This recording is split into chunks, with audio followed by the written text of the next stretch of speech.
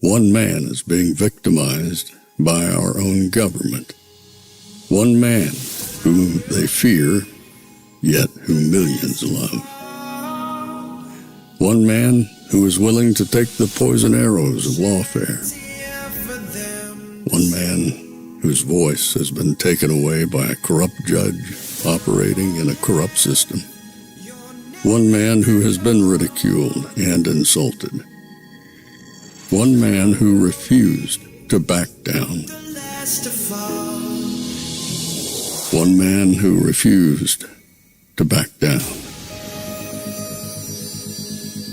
One man who refused to back down. One man who stands between us and them. One man that wants to see America protected again. One man who wants to see America prosper again.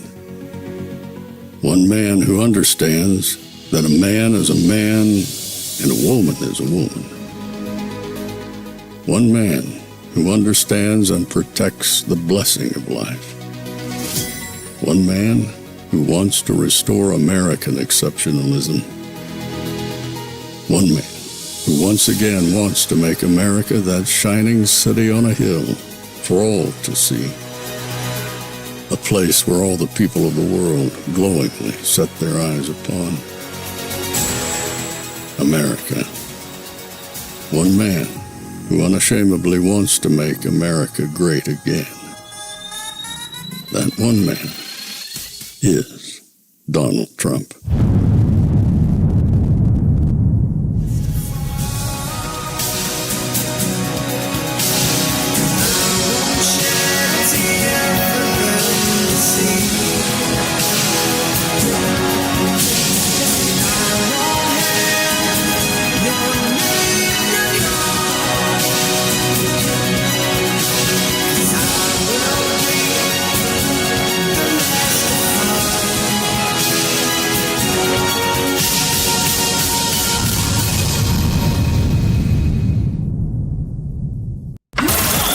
This is Fanfare with Barry Cunningham. Suspect in the second assassination attempt against former President Donald Trump will be back in federal court, where a judge will determine whether he can be released on bail. Brooke Sigmund has brand new reporting that has come out in the last half hour about the suspect's movements and a note he wrote long before the attempt. Brooke? This is the DOJ releases this letter from Routh where he says, quote, this was an assassination attempt on Donald Trump. Now, this letter came from a civilian that contacted police after they say Routh dropped off a box at their house several months prior to the attempt. After learning of the incident, the witness opened this box and found ammunition with the letter that also says he will offer $150,000 to whoever can, quote, complete the job if he failed. Well, what do we have here? Well, we have what the culmination of many of us had thought about. This is no longer a lone wolf type thing. At this point, the government has to be treating this as the threat that it is. I hate when they come out with little dribs and drabs and tell us a little bit here and a little bit there, and then we find out today, just because the guy's going into court, which I think there was more to it, they go ahead and release this bombshell that the guy basically had what's called, I don't know if you follow things on the, technologically, but he had a dead man switch. He had a box full of junk that said, hey, do me a favor, if something happens to me, make sure this is made public. Now, the big asterisk that everybody has to have is that if it's verified. They're all going to say now, if it's verified, if we can find out this was true. And I'm sure by now they've already dusted the stuff in the box. They know it's his. There's no doubt in my mind that this stuff is his. The dude had a dead man switch. Now, if you followed other things through, the last 8-9 years, when we talk about dead man switches, the dead man switch is usually for someone else to know and to then take action accordingly. So he didn't die, but he got popped. He's in jail. And whoever had this box was under the instruction, don't do anything with this box. Don't open it. Don't look in it until something happens to me.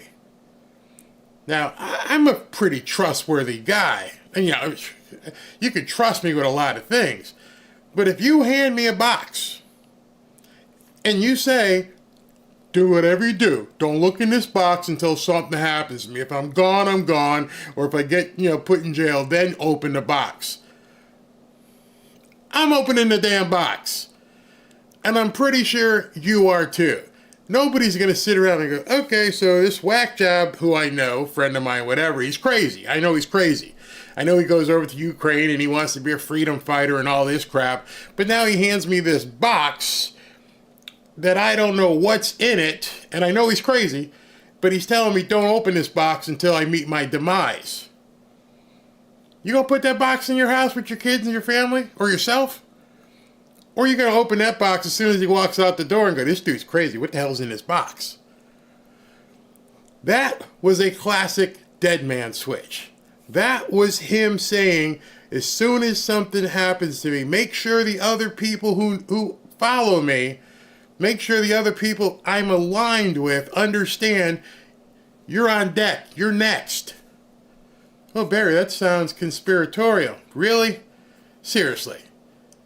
Answer the first question, and if you answer the first question in the affirmative, you know it's not conspiratorial. So I'm just going to ask you, and you can put it in the chat right now. Would you hold on to a box that one of your craziest friends, some guy who's been out there, you knew in college or something, and said, hey, do me a favor, hold on to this box in case something happens to me? You tell me how fast you'd open that box. That's where the whole conspiratorial thing just goes out the window, because I would think most of you would say, some people are like, yeah, I'd open that box right away. Yeah, I would definitely open that box. So the letter, which we're going to go through, I'm going to show you the exact letter. I'm going to see if I can't blow it up so you can actually see it. And somebody goes, hell no. Yeah, probably because you wouldn't even take the box. Hey, man, you're nuts. I'm not involved in this shit. Okay, so you do you. You do you with your little boxy thing here, and I'm a bounce because I'm not holding on to this thing because I know you're crazy, and I don't want the guys in the black helicopters with the M16s kicking in my front door because you crazy. Nope, either side, I don't want any parts of it, so don't leave it here. So everything hits the fan. This guy goes and does things, and you may wonder why. And you may be also wondering, Barry, why are you hitting this so hard? Why are you feeling it's conspiratorial? Because the Democrats won't let up. It seems as though they are playing telephone. I told you to go watch that movie with Charles Bronson. It seems to me as they're playing Bourne Identity. Go watch it. They are trying to trigger people. At this point, there can be no doubt that's what they're doing. They understand. They have a bunch of crazies following them. And you would have thought after July 13th, they would have backed off and said, you know what? We can't continue with this threat to democracy BS. This threat to democracy stuff is kind of over the top. People think he's Hitler. Sorry. People think he's Mussolini. Idi Amin Dada. You know, we're putting him in a situation where we're basically telling people the world's going to come to an end if Trump gets elected. And so when they see him close in the polls or ahead in the polls, whatever the polls say, you got these panicked people sitting there freaking out and going, whoa, the end of the world. I don't want to die. Oh my God, the threat to democracy. I'm going to show you a couple pieces. I showed you some last time when I mentioned this the first time. I'm going to show you a couple more. And you'll see a theme developing here where if you're listening to these nuts, you really could get inflamed. I mean, if I thought somebody was going to, kill my wife or my daughter or my grandkids, I would probably react kind of crazy too. I would probably pull out the gat and go looking and hunting as well. And that's what they're doing on a national basis to millions of people every single day. Sometimes 5 and 6 times a day. They've gotten their marching orders. Somebody has told them, keep the pressure on. Keep these people. This is the campaign strategy at this point. Keep these people afraid of Donald Trump. He cannot be seen as a viable candidate. He cannot be seen as a human. Let's never talk about his assassination attempt ever again. Let's not ever show any pictures of his blood coming out. Dehumanize this man as much as possible. You think I'm kidding? Listen to this. And Doug, what do you say to people, and Bill Moore talked about this this weekend, that say you can't suggest that Donald Trump is a threat to American democracy? Violent rhetoric. Or else that's violent rhetoric, as Dan Hinninger basically blamed Democrats for trying to kill Donald Trump. Of course, not talking about Donald Trump's violent rhetoric. But what would you say to those that say you can't even suggest that Donald Trump doing all that he did is a threat to democracy, or else you're engaging in political hate speech? Well, it's nonsense. You know, I'm a practicing Catholic. When I see somebody like Donald Trump get shot in the ear, or what almost happened at Mar-a-Lago, you know, your prayers go off for him because you honor all humans. But if you're talking about the danger, the inherent danger of Donald Trump, he's radioactive. I just wonder if you've ever seen, if anyone anywhere has defined how is he a threat to democracy? What exactly is he doing that is a threat to democracy? Well, you're going to find out in a second, because it's not what you think. He wants to come in and gut government because it's rhetoric that sounds good. And you start trying to get rid of civil service, collapse the federal government, you are going to find a country in disarray. Oh, because he wants to cut government. Get rid of the Department of Education. Get rid of the Environmental Protection Agency. Get rid of these nonsense agencies that have been pilfering billions and billions from the American public. The fact that he wants to get rid of this stuff and trim the fat off the United States government, that makes him a threat to democracy. When I saw this clip, I was like, you got to be kidding me. So he's not looking to like go in and have squads, goons, or going after people? No. He's not looking at pushing the button and shooting nukes into Washington, D.C. No. What is a threat to democracy? Oh, he wants to trim government. That's where we are in this country. The fact that so many people, bureaucrats, are absolutely just sucking off the teat of the American people. And our government is so bloated, basically doing what Javier Milei did in Argentina and say, nope, you're gone, and you're gone. That's a threat to democracy. Something people face every single day in real life. Hey, man, you're not performing. We don't think, you're doing a good job. Your department is going to be, terminated. People face that every single day in real life. People in Washington are freaking out because, oh, my God, he's a threat to democracy. No, he's a threat to your job. Now we know what the real problem is. The money train. Most of us knew it was the money train, which goes hand in hand with power. But, oh my God, he might cut things in the government. If he cuts things in the government, oh my God, what are we going to do if he makes the shrimp have to not run on the treadmill? And then, of course, the media, which is fed by lobbyists and everything else attached with the government, they're freaking out because their money train would get washed away as well. So that's the threat to democracy that they so-called say. Larger problem that the federal government hasn't educated the public enough to know all the incredible things somebody who works for the Environmental Protection Agency does for clean water, what we do. Now you're in the media. You're on a television show. You're saying that, we haven't educated the public why it's so important that we have the EPA. Really? How many years, many of you can probably address this, how many years do we have to keep paying into the education department before we realize we're not getting a return? I mean, at some point you have to go, okay, we've been doling out this money and it ain't working. Johnny can't read.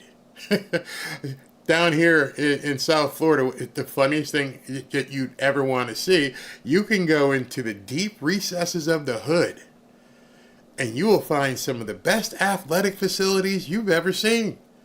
You would be shocked. I remember when Robin first came to South Florida, she's like, what team plays there? Oh, Sunrise High School. What? AstroTurf, 2 practice fields, lights, camera systems, beautiful track. Yeah, that's high school. Now, Dillard High School, which is here as well, which is in the hood, you know, a number of NFL high-profile athletes had come through Dillard, and they gave the school their own money and said, hey, go ahead and upgrade the facilities.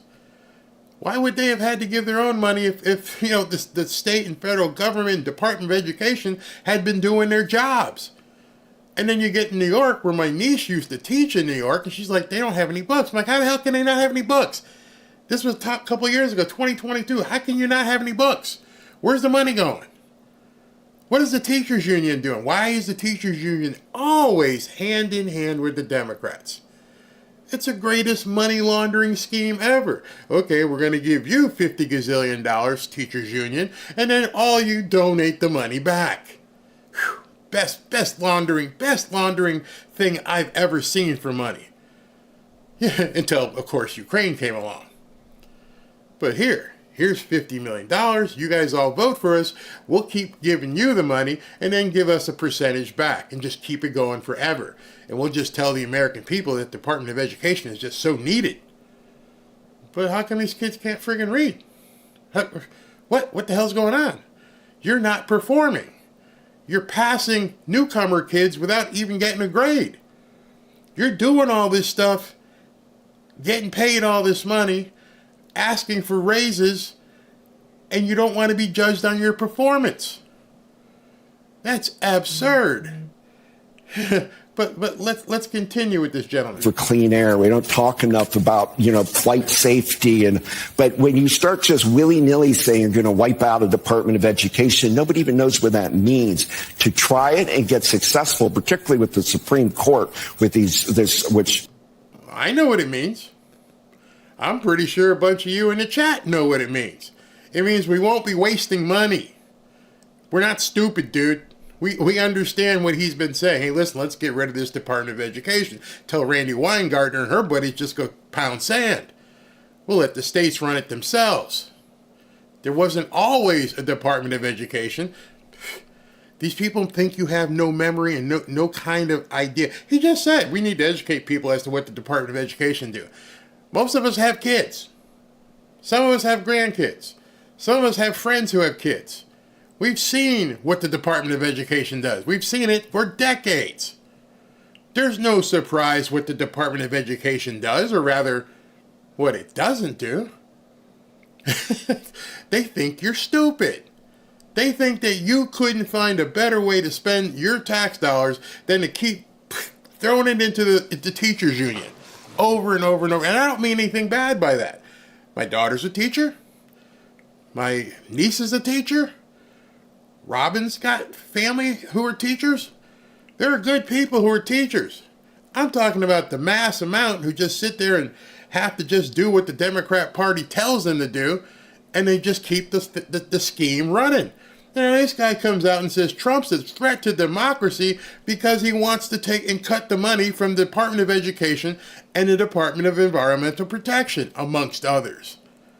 I bet you guys didn't know that. I bet you didn't know that it was a threat to cut the Department of Education.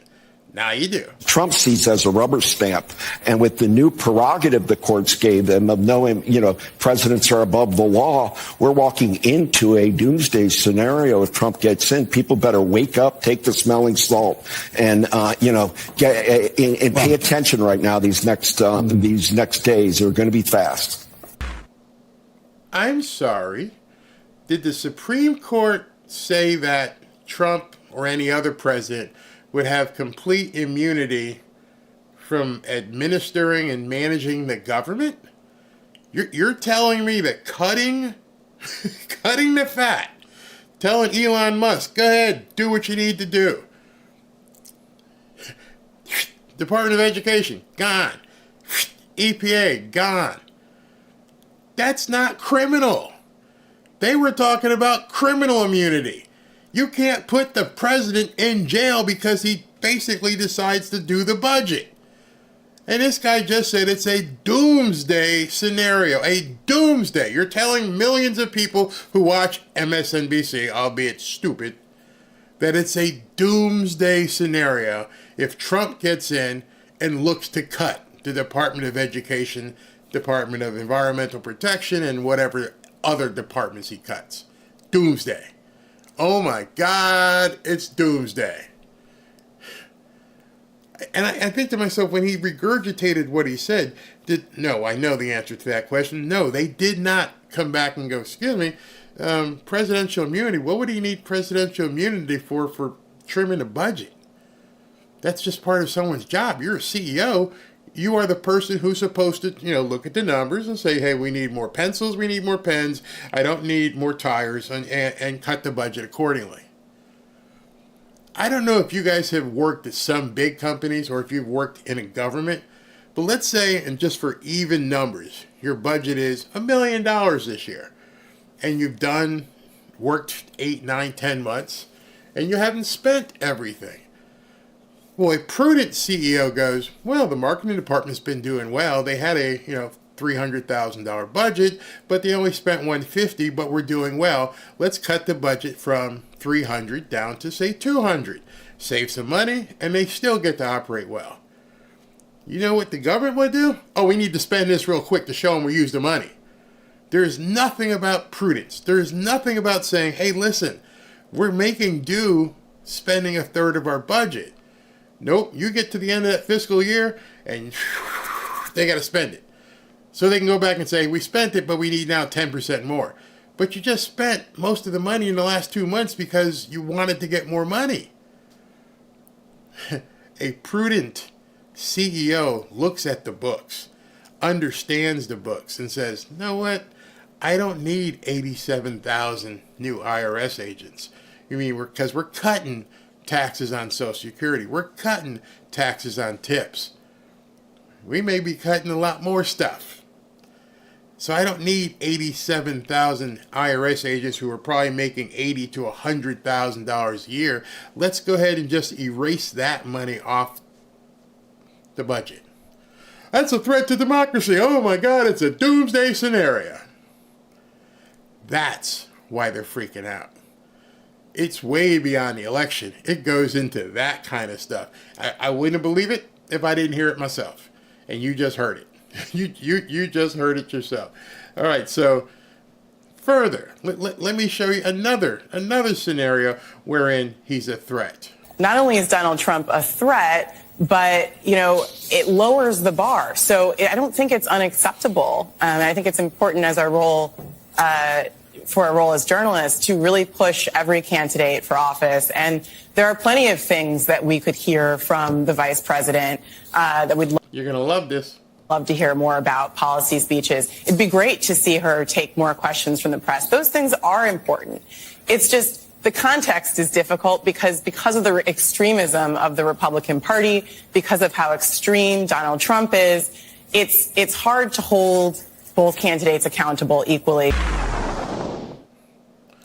You can't hold Kamala Harris accountable because this guy's a threat to democracy. He is so bad, it's bad for you to try and keep her accountable. You got people out there trying to take off this man's head. Do whatever they need to do because you people say this stuff. We know Kamala's kind of like screwed up. Yeah, we understand that. But you can't hold her accountable when she's running up against a guy like Trump. Don't worry about her. We just need to go after him.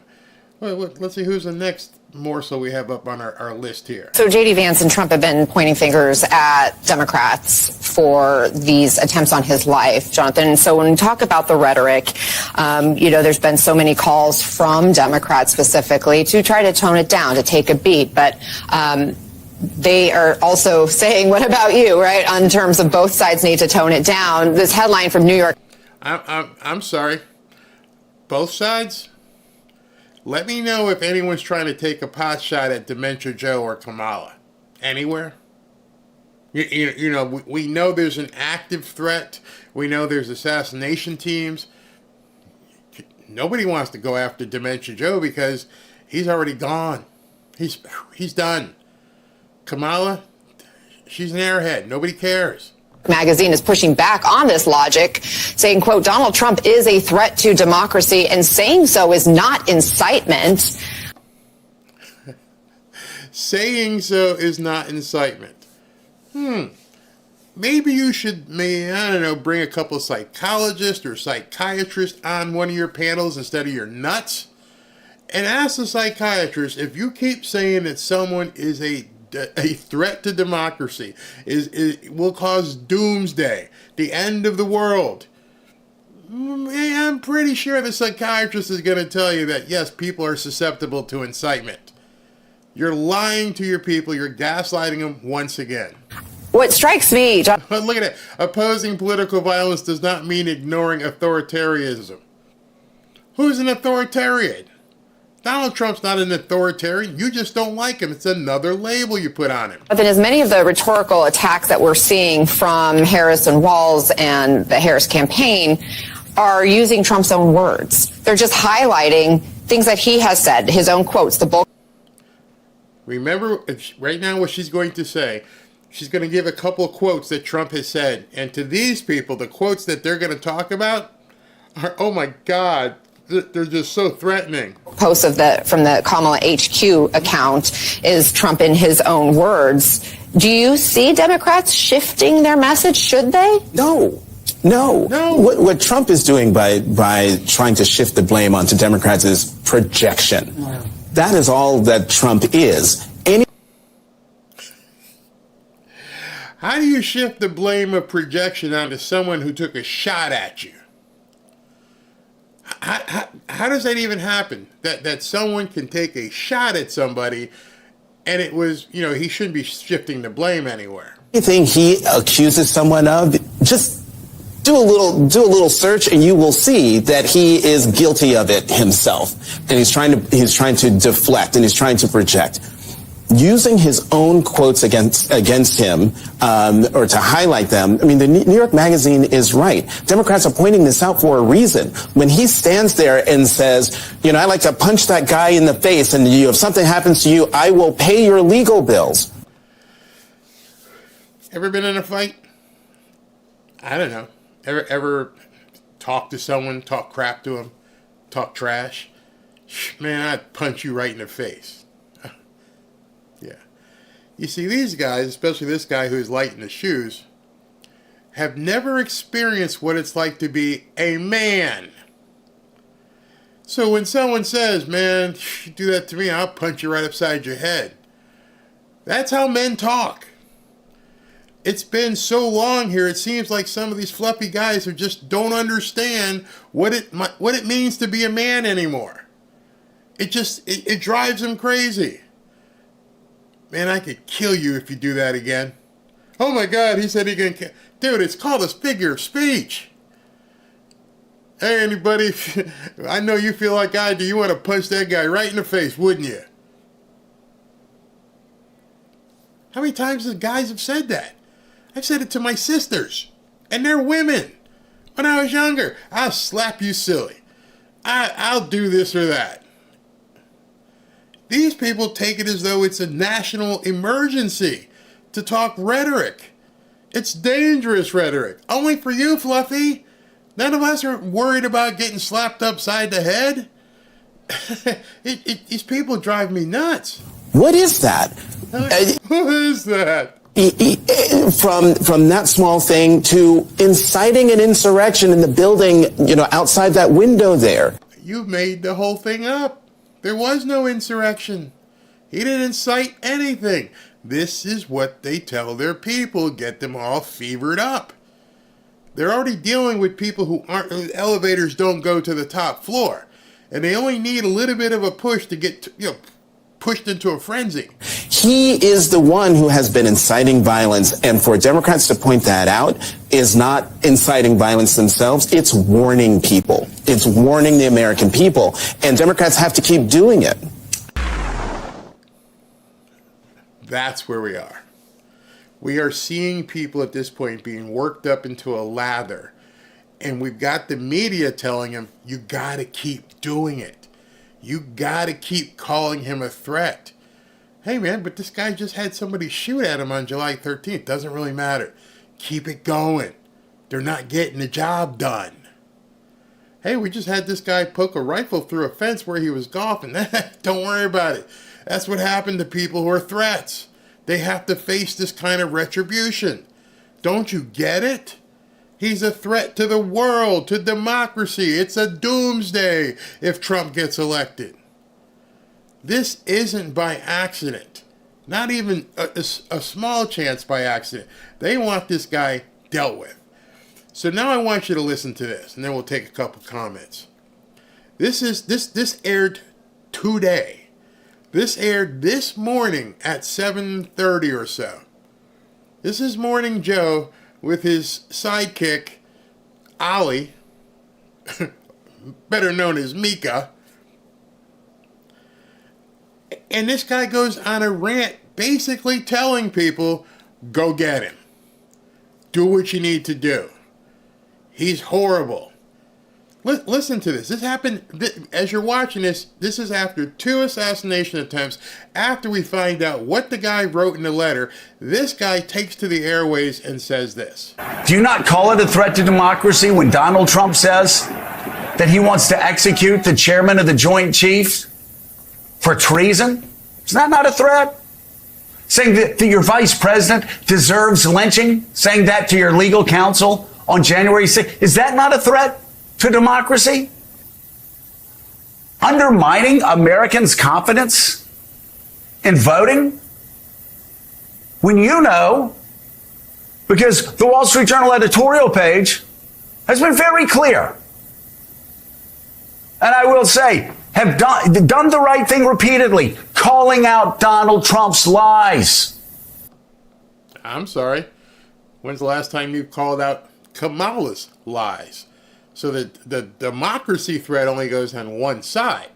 Gotcha. Just wanted to make a note of that. Meanwhile, keep an eye on Mika. When it comes to widespread election fraud, is that not a threat to democracy? What exactly is a threat to, what rise? We're asking you that. If you're questioning an election, understand what he just said now. Questioning an election is a threat to democracy. You should never, ever, ever, ever, ever, everything is fine, always fine, never question anything. I mean, the guy actually sounds like my parents did back in the day. Do as I say, not as I do. Don't talk back to me. Just do what I told you. I brought you in this world. I can take you out. Oh my God, that was a threat. Oh my God, that was a threat to parenthood. I brought you in this world. I'll take you out. How many of you guys heard that when you were growing up? These people, and you can just see he's seething. They know she's getting her curb stomped. She's getting beat. It's not working. And so they are obviously trying to encourage as much mayhem as possible. Everything he's mentioned so far, when he said that, Trump threatened the general with execution for treason. No. Do you know what he did when he said that? He quoted the law. If you were to be convicted of treason, you could face the death penalty. So we're not even supposed to quote the penalty for certain law violations. His own words, he said it was attached to treason. If it was attached to treason, then you could be executed. Not beforehand. Trump didn't say, listen, go string him up and let's see what happens. But they won't tell you that. This to the threat of democracy that we have ever seen in America since the Civil War. If what Donald Trump has done over the past 4 years does not, please give us the permission structure. I know you're desperate for a permission structure not to vote for Kamala Harris. and to get people to vote for Donald Trump. Anti-Trumpism, it is something. If they gave out gold medals for it, you'd get it. You would. But please, tell me. And this is a question Bill Maher was asking this weekend correctly. If this is not a threat to American democracy, what we have seen over the past 4 years, and if that is somehow hate speech that is riling up violent rhetoric, please tell me.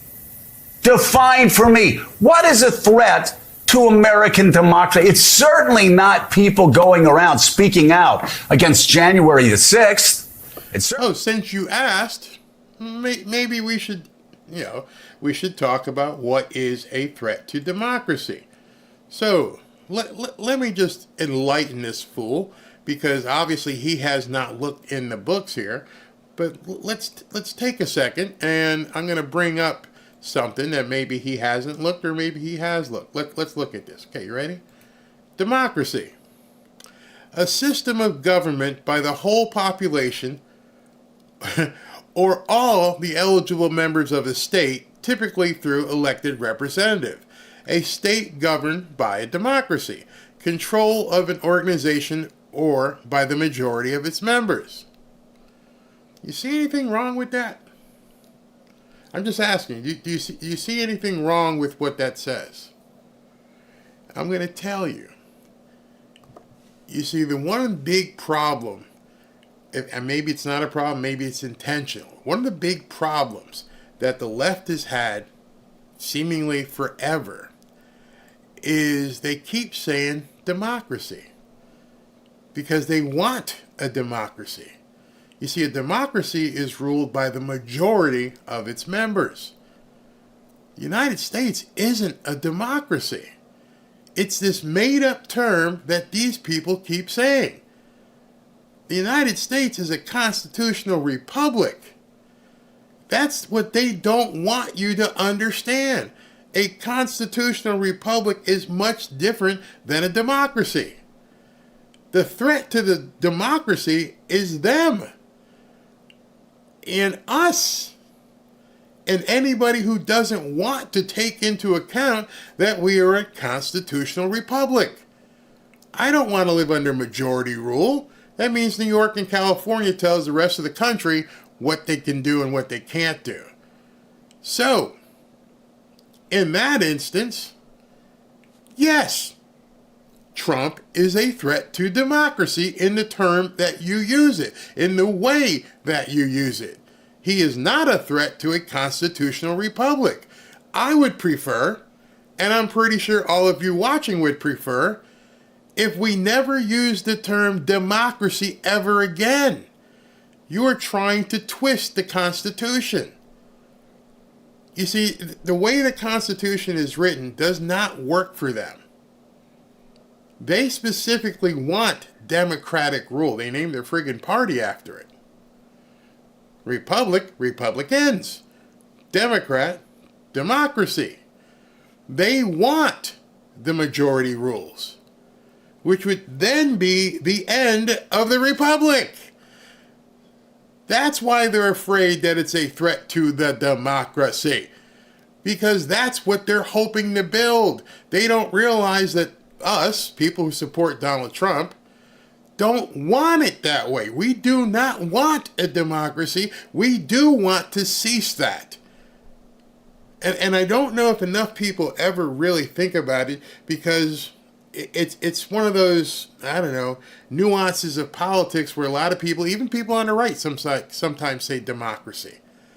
But then when you look at the actual definition of it, and it tells you straight up in it what it is, you realize you don't want to live that way. They do. The control of an organization or a group by the majority of its members. The intended extension of industrial democracy, a multi-party democracy, capitalism and democracy. They forget we are a constitutional republic. So by our very nature, we are threats to democracy. And I don't think enough people really understand that that's what we're fighting for. That's what Trump is fighting for. That's what Kamala doesn't like. When she keeps talking about Trump's national baby removal ban and Trump fires back, I put it into the states. The states now control. She never talks about that. Why? Because they don't want it. They want it to be titular. They want it to be up here, not down in these individual states of the republic. They want it to be under the democracy. And so everything that stops, it hurts them from advancing their democracy claim, is a threat. Notice not one time, and you can go in any database, you can go in Nexus, Lexis, you can look up as many things as you want. Go ahead and research it and see how many times Democrat politicians refer to the United States as a republic. Maybe that's one of the reasons they took the Pledge of Allegiance out of schools. And to the republic for which it stands. One nation, under God, indivisible. Whoa, hey, we can't be saying that. No. We don't want it to the republic. We want it to the government. Hey, pledge allegiance to the government. Saying pledge allegiance to the flag, to the republic for which it stands, that's the threat to democracy.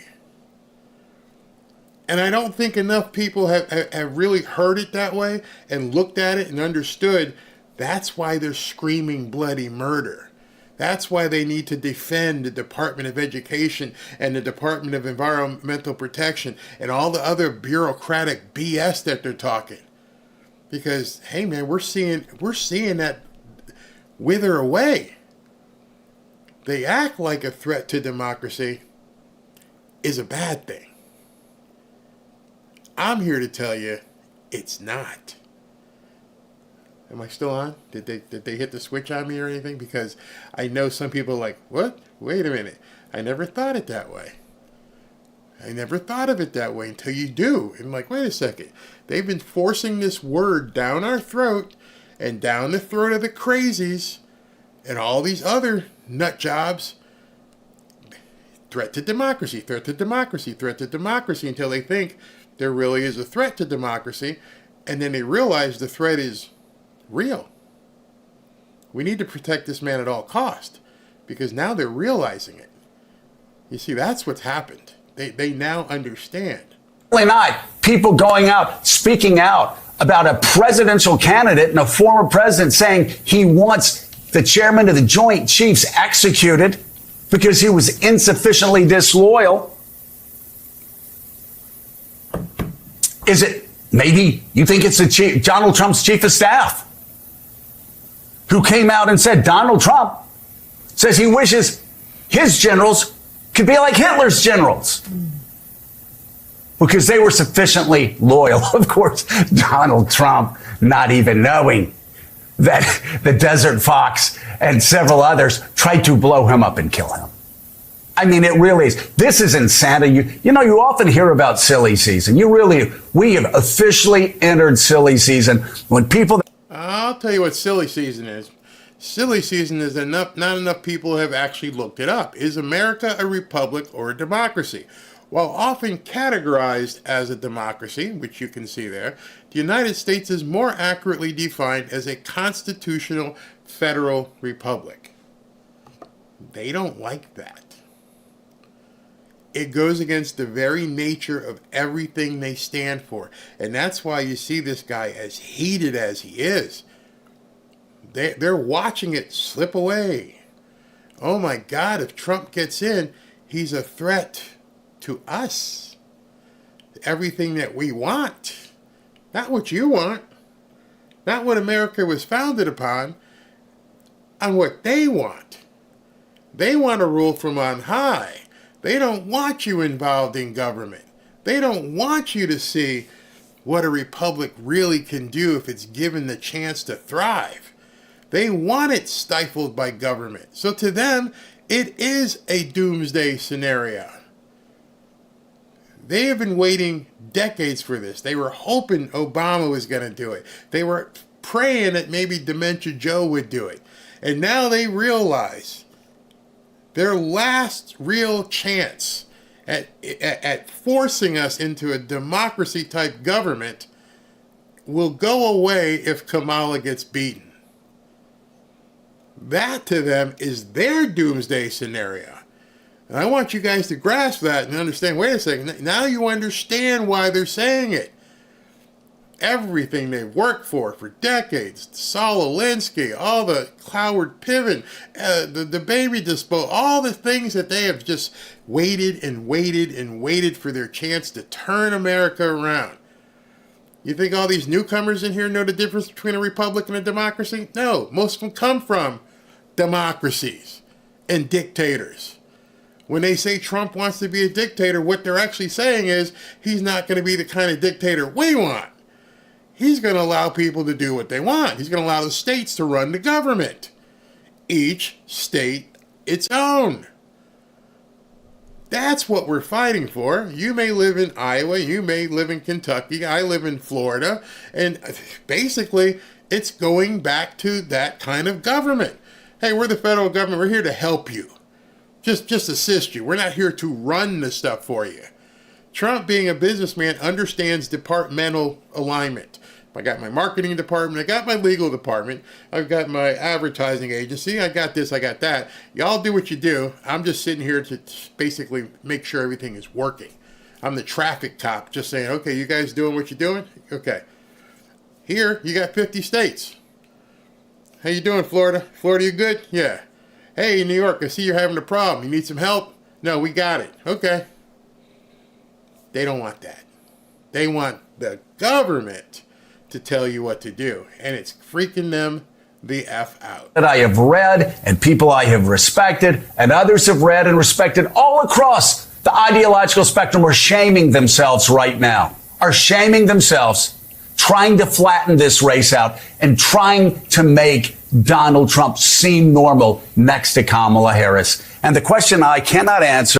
He does seem normal next to Kamala Harris. When have you ever seen a politician who is running on a platform of raising your taxes? How can it even be remotely a race when one of the candidates is just looking in the camera and going, yeah, we're going to raise your taxes. We need to take as much money away from you because we need to give to these people. How can people even be okay with it? Well, they're okay with it on the other side is because they're for the transformers and the newcomers and democracy. Democracy meaning, as she has said, communism. We all started from different places in the race, but we all need to end up in the same place. Oh, this sounds good. We'll take the money from the rich people and give it to me. What happens when you're one of the people who are contributing to society instead of the leech on society, and she comes and says, hey, you got a job now, right? Yeah. Well, these new people over here, they don't got no job. Can I have some of that? Oh, that's how it works? Yeah, that's how it works. And I guess they will have to answer, and readers will have to answer themselves. What is it? Mm-hmm. What is it that they fear about Kamala Harris so much that they're willing to say, you know what? We've already had 4 years of Donald Trump, and it turned out okay. Oh, did it really? Yeah, it did.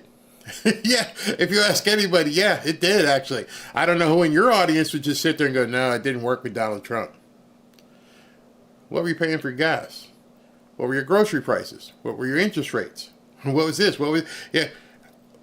Yes, it did work under Donald Trump. What didn't work under Donald Trump? You're talking, this is Joe I'm referring to, you're talking to an audience that is obviously functionally illiterate, fiscally illiterate. How can you sit back when you can simply compare? Okay, $1.83 gas, $4, $5, $6 gas. He wins on that one. No wars, the whole world on fire. He wins on that one. Lower interest rates, lower rent. Interest rates through the roof, higher rent. Yeah, he wins on that one. Grocery prices, much lower. Oh, yeah, he wins on that one. What the hell did he not win on? I have been waiting for them to say, because he put out mean tweets. He's not a nice guy. He's not as cute as Kamala. Tell me, what is it that he's not winning on? How could 4 years ago not be good for anybody? Anybody. And they never, They just keep saying it's bad. They hope you don't remember. They hope they can gaslight you. It doesn't make any sense other than the fact that they can't even fathom that their dreams, their utopia of running this country like a third world country where there's going to be different feudal classes and they're at the top of the food chain, and the rest of you plebes down there, go ahead and run around and mow my lawn and wash my dishes, and I'm going to just sit up here on television and tell you how great everything is. What do you mean it's not great? Oh, it's fantastic. I just bought a new Bentley. It's fantastic. What are you talking about? Oh, yeah, well, one day maybe. Makes no sense. Oh, God. Why do you think they want to raise Why do you think they want to raise minimum wage to $20 so they can take more in taxes and raise every more taxes? People stupid don't realize that. You can go ahead and make some more money. Okay, we'll give you an additional. Then you're gonna have to find out who that FICA guy is every 2 weeks. Jamie comes and I've been saying this. Where'd it go? Where'd that go? Okay, I forgot to hit the button. Nope, I guess it won't let you. She says, I've been saying this forever. Since when have we become a democracy? We are a constitutional republic. Yeah, exactly. Somebody says, Mika is cute, get glasses. I was being respectful. Oh, you talk about Kamala. I was being respectful. I didn't want to call her dog-faced pony soldier or whatever dementia says. Trump is live with the farmers right now. What network? Well, I'm going to be live at 6:30, but I think this is important. You guys need to hear this. Barry, what do we hear this about? Me hearing about the UK trying to tear down America. They all do. At this point, they all have to try and tear down America. Somebody just said that Trump was live. Let me just see something. And if I can bring in the feed, I will. But I don't know where he's live at with the farmers. Oh, okay. I got it. So we got an impromptu little talk here, and we're gonna bring it in. Okay, hold on. Give me a second. Didn't expect I was gonna have to have 3 events today. So I can do this stuff on the fly because I got them kind of skills. All right. Let's go ahead and bring this in. They have vast holdings in this country. So when when Japan buys U.S. steel, they're buying a lot of land with it. Will they have the ability to put solar panels on it or use it for another purpose? We don't know. It concerns me.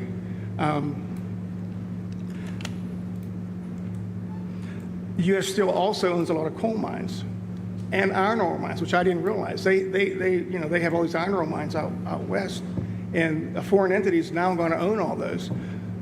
And I've said this for a long time. I'm from the Mon Valley, and when I grew up, there were steel mills everywhere. Everybody in my family worked for steel mills. There's none left. They're torn down. They're not even there. The same with coal-fired power plants. They're gone. Should we have some sort of a strategic plan to keep some of these steel mills and to keep some of this stuff as a strategic reserve, whether it's minerals, not only oil, but coal, iron ore, those sort of things? It concerns me that that's just going to go away to foreign countries. It worries me. I have a couple of tax concerns, one being the death tax. My 4 kids, what's going to happen when I'm 71 years old when I'm not here? They're going to pay big money, or they're going to have to sell out, or they're going to have to go get solar panels to keep the property. So, if you can do something about the death tax, appreciate it. So. By the way, the death tax is, in the Trump bill, you don't have to pay a death tax or a inheritance tax. And under them, they want that terminated. They want you to pay. And what happens, especially with farmers, you're sort of land rich but cash poor. A lot of farmers are land rich and you love it, but you don't always have cash. And you leave it to your loved ones. You leave it to your children, which you want to do. That's what the ultimate is. If you love your children. In some cases, you don't love your children. You don't have to leave them anything, right?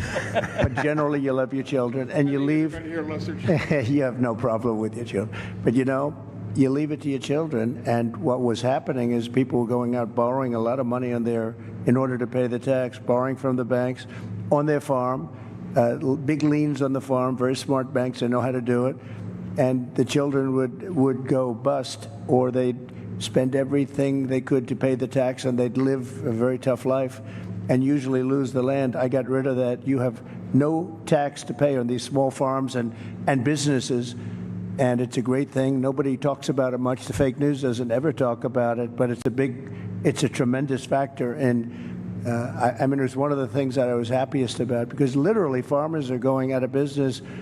Children, they take the farm from their parents and they have to go out borrow a lot of money, and they can't afford to do it, and they can't pay the interest rates. They end up losing the farm over a short period of time. So we got rid of the estate tax or the death tax, and now it will come back under play under Comrade Kamala. That's what happens. That's not good. What about our capital gains tax? Are we going to keep that down? Well, that's the worst. I mean, they have unrealized capital gain. How about that? Yeah, how about that? Unrealized. So they want to give you a capital gain if the value of your land goes up. Nobody's ever heard of it before. It's a communist thing, you know. It's a communist thing. It's unrealized capital gain. You have every business person, every company leaving this country. It's called an unrealized capital gain. And it's a concept that's been talked about for years. I don't know if any country has even done it, but she wants to do it here. And, you know, come to think of it, now that I'm with farmers, it'll affect farmers probably worse than anybody. We have all the minerals under us, which we own, and they're going to put a value on those. And even though we haven't taken, you know who's going to make a lot of money? Appraisers, lawyers, and accountants. Well, I have two accountants. Two of my sons are accountants. So they'll be very happy. It's crazy. I have some expenses regarding fuel, okay, and I had the opportunity to call up my fuel provider last Thursday when I found out I was going to be here, and I'll just give you a couple of numbers. Use a fair amount of off-road diesel. Off-road diesels come down in price surprisingly in the election year. You know, right now, 2024, I can buy off-road diesel for $2.95 a gallon. Okay, in 2020, $1.86. Regular diesel, you know, I use for my truck. It has a road tax and stuff on it. It's around $4.50 a gallon now. Back in 2020, it was around $2.80. Non-ethanol gasoline, you know, ethanol gasoline. As much as we want to have ethanol, it's not good for small equipment, chainsaws, and all the small equipment. It eats up the carburetors. It's really not a good thing to have in small equipment. And so I use non-ethanol gas. Right now, it's $4 a gallon. 2020, it was around $3.15, so it's gone up. Propane I use to heat with, it stayed about the same. It was $1.97 a gallon in 2024, and in 2020 it's $1.65. But you know, the other thing, I lime my fields, you know, because the pH, you know, is low. You got to have a certain pH to grow good grass, just like the golf course. You understand that part. Anyways, just recently I had an arrangement to have some delivered and spread. It was $45 or $50 a ton. They call me up. Well, there's been a price increase. It's $70 a ton now, just out of the clear blue. It's increased my expense. Fertilizer was $600 a ton. I'm paying $1,000 a ton for fertilizer now. I mean, it's just costs are out of control. Terrible. The only thing that helps me is the fracking and the money that I was able to get from that. It's allowed me to keep my equipment. It's allowed me to buy another farm adjacent to me. And I'm hopeful that the fracking continues, and I know it will. And I'm hoping we get more of it so that my kids won't have to be forced at my demise to sell the farm to pay the tax. You'll be around a long time. Don't worry about it. Thank you. But it will not continue. I'm not a worrier. They get in, the fracking will not continue. I guarantee you that. My concern in this environment is that small family farms in Pennsylvania are in peril from two sources. One is the foreign competition we've talked about, and the second, I believe, is the federal government. And we need to be left alone. Just get out of our lives, leave us alone, we'll figure it out. Thank you, sir, for your time. Thank you, Kevin. Mr. President, I know you're about to get on the road to an amazing rally up in Indiana, but before you leave, and I know Ambassador Grinnell had some final words, would like to turn the floor over to our next president, Mr. Well, thank you very Trump. much, and it's been great. I love the farmers. I'm very comfortable with the farmers. I feel I know your business, but I haven't plowed quite as much as you, but I do know your business very well. We've had a tremendous relationship. I've always won with the farmers, and that's because I produce promises made, promises kept.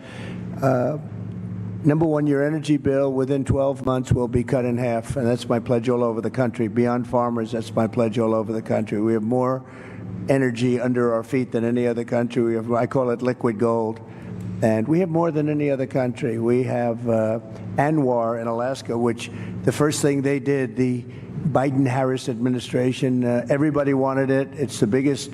It could be as big or bigger than Saudi Arabia, and would have supplied Asia, would have supplied vast parts of the world, would have made more money than you could even imagine. We were going to lower your taxes, pay off debt. They terminated it. Reagan wanted it, couldn't get it. Everybody wanted it, couldn't get it. I got it. They were all set to drill, and the first thing they did the first week is they terminated Anwar. But I can get it back very quickly because I got it through Congress, and we'll get it back very quickly. They didn't terminate it through Congress. They just terminated it. Just absolutely ridiculous. But I'll have your energy bill down within 12 months. We'll have your energy bills throughout the country. I'm not just talking here. I'm talking all over. Air conditioning, heating, everything. We'll have it down by 50%, 50. And it won't even be very hard. You know, up in New England, they have tremendous energy costs, and a few minor changes and we can reduce it. New England is a disaster. I won't say they vote for Democrats so much anymore. I think we're probably taking that over because of energy and because of a lot of other reasons. But we're going to protect your fracking. You know, in my case, I was always for it, and in her case, she was never for it. She wants to defund the police, too. All of a sudden, she likes the police. Started a short while ago. I really like the police a lot. Now, she wanted to defund the police. She did things in Minnesota that were so bad. She was bailing out people that wanted to kill the police and were actually trying to kill the police and burning down Minneapolis. So we're going to do things the way you want it. A big factor here is, with all of you as I speak, is energy in two ways. Number one, you want to be able to collect royalties and other things, or even have a job in energy. That's very important to help your farm. And the other thing is you got to keep the prices down. So we're going to do both, and we'll do it fast too. It'll be largely taken care of within 12 months. I predict within 12 months it'll be down 50%. And if they get in, your energy costs are going through the roof. Okay, they're going to go through the roof. You won't have a farm very long. I will tell you that. I just noticed behind me John Deere tractors. I know a lot about John Deere. I love the company, but as you know, they've announced a few days ago that they're going to move a lot of their manufacturing business to Mexico. I'm just notifying John Deere right now. If you do that, we're putting a 200% tariff on everything that you want to sell into the United States, so that if I win, John Deere is going to be paying a 200%. They haven't started it yet. Maybe they haven't even made the final decision yet, but I think they have.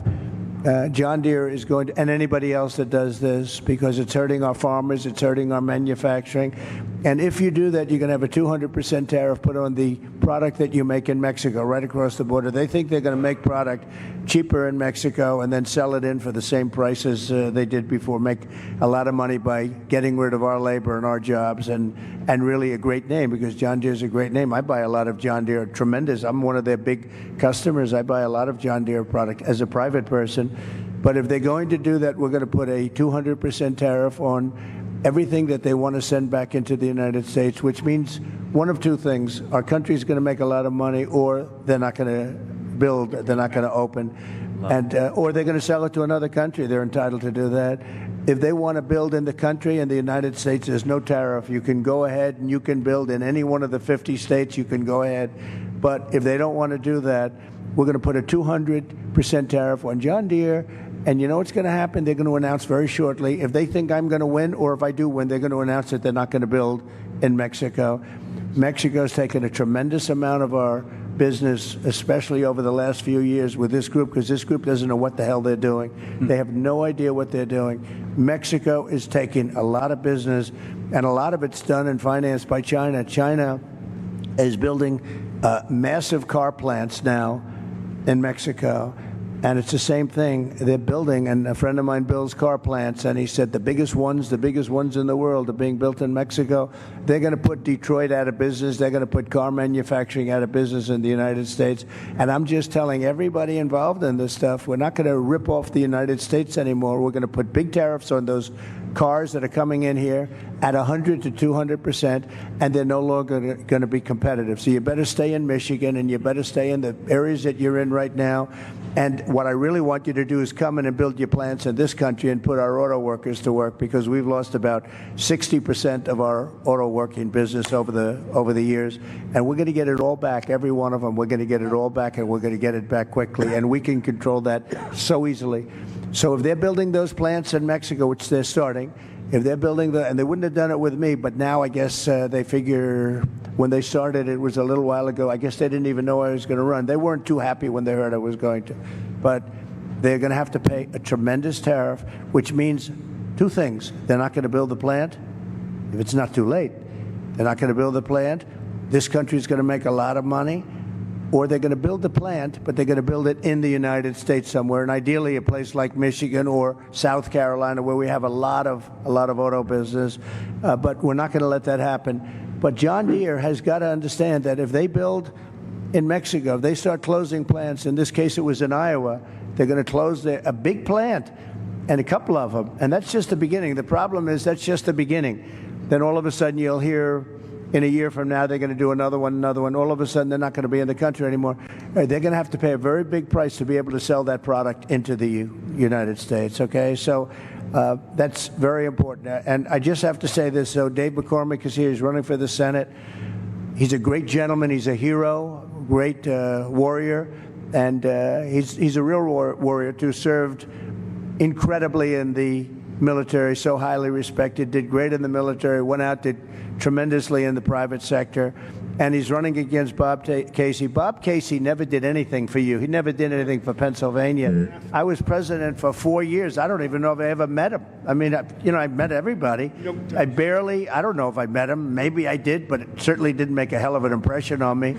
But Bob Casey has done nothing for you as farmers. Look at the problems you have. As soon as I left, you have problems. You didn't have problems when I was running things because we ran it and we watched over the farmers. It was very important to me. But Bob Casey has done nothing for the farmers, and he's done nothing for the state. He's got long-term legacy. He inherited the job sort of from his father.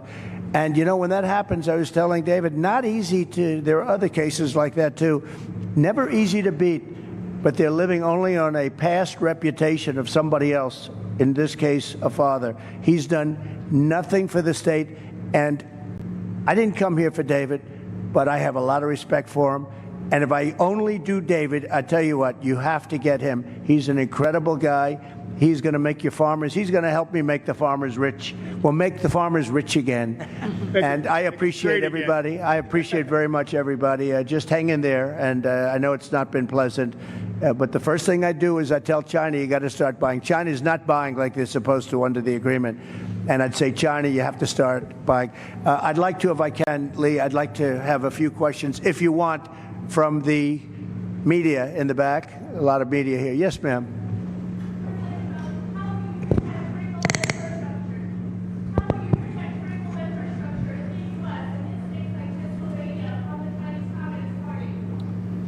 Well, we're going to protect it by saying you can't come. You can't do it. We don't want you buying our land.